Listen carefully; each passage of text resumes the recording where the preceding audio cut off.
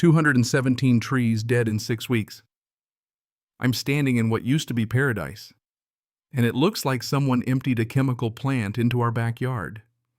2 acres I spent 3 years turning into something that breathed Japanese maples that weren't supposed to live in Arizona, but did a little vineyard I planted because Lenora liked the idea of making our own wine gone. The air tastes like rotten eggs, and I'm holding a jar of our groundwater that's yellow and viscous, and when I dropped a live minnow in it that first week, the fish floated belly up in 18 hours.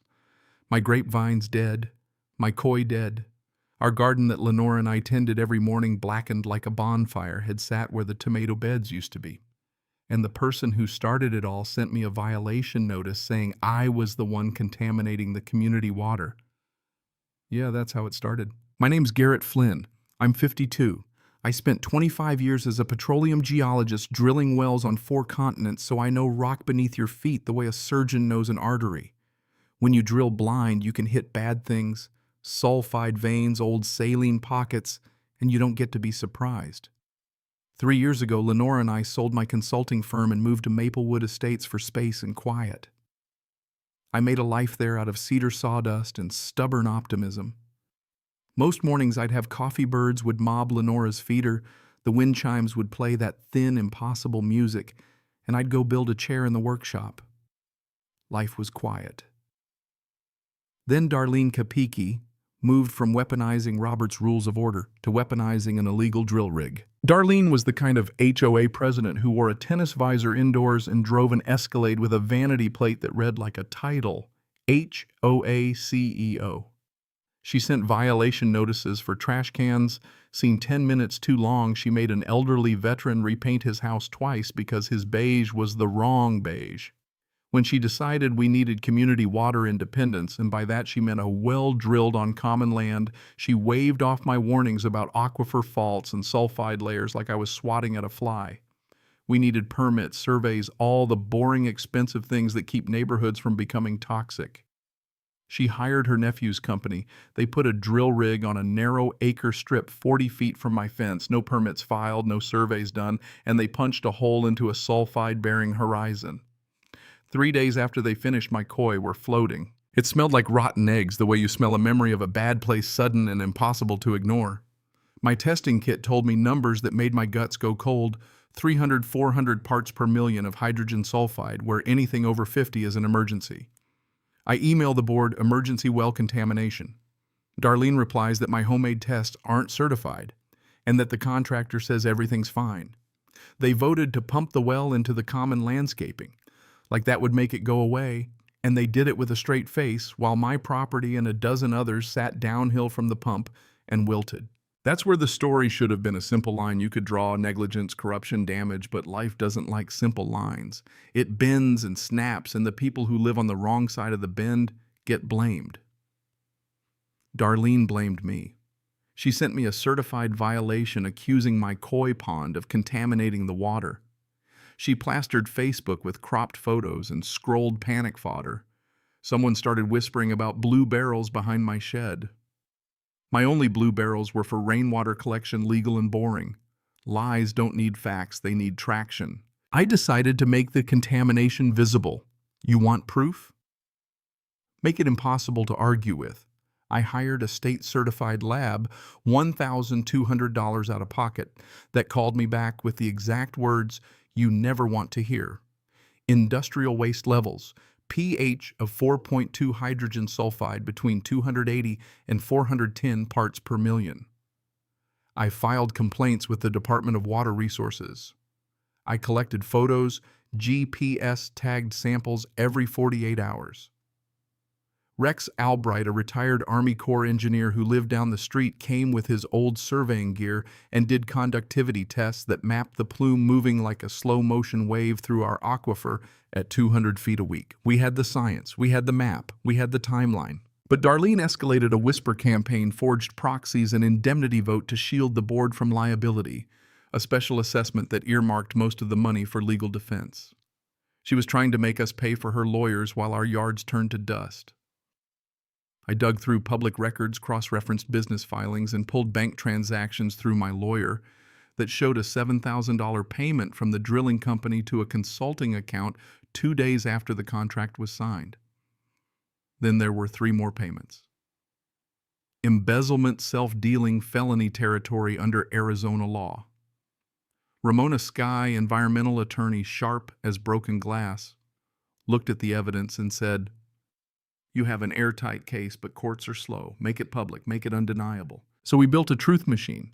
4 clear acrylic columns, each with a sealed chamber, and 3 fathead minnows, EPA bioassay fish, with digital monitors showing real-time pH and H2S.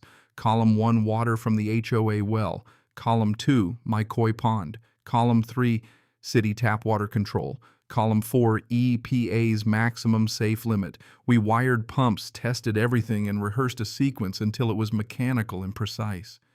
Lenora painted warnings while I sweat through another sleepless night of wiring and PVC and whispered plans.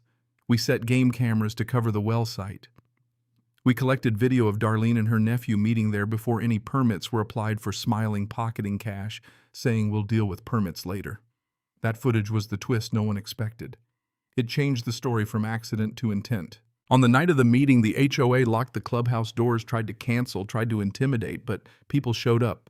73 residents, Channel 7, the county health inspector, and ADRE investigator.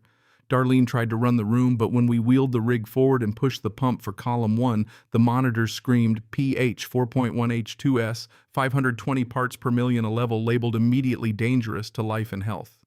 We released the fish. Columns 2, 3, and 4 swam. Column 1's fish were erratic and in 90 seconds dead. You could hear the room inhale and never exhale. That image, dead fish in clear tanks under bright lights, is the kind of truth that sticks. Candace Ortiz's camera didn't blink. The crowd did what a community should do when confronted with undeniable evidence. They voted to remove the board. Darlene walked out in a cream pantsuit, clutching a lawyer's letter, and a short time later an arrest warrant followed. High desert drilling folded. The nephew fled the state and was eventually caught. The remediation took months and cost money. We sealed that well, excavated contaminated soil, installed filtration, and replanting took time and patience. But the satisfying part, the part that tastes like justice, was seeing the neighborhood slowly fill with kids again, seeing the Morgans plant a new orange sapling grafted from the old tree's rootstock, watching Lenora and me set a new mesquite in the ground and feel for the first time in months like we could breathe. Here's the lesson that sat on my bench like a smoldering tool. Power hides behind paperwork and polite phrases, and people count on you being too tired or too scared to fight back. Make corruption visible not with rage and rumor, but with documents, tests, timestamps, and witnesses. Documentation is the language HO as fear more than anger. That's not a moral manifesto, it's hard-earned craft. It's also true that justice has a price. Going nuclear could have meant Darlene's prison time, HOA, bankruptcy, property values, dropping people stuck in houses they couldn't sell, collateral damage we weighed more than once. We chose a path that tried to balance accountability with preservation. And yes, there were nights I lay awake wondering whether exposing her would ruin more people than it helped. But in the end, the community chose remediation over ruin, and that's what saved us.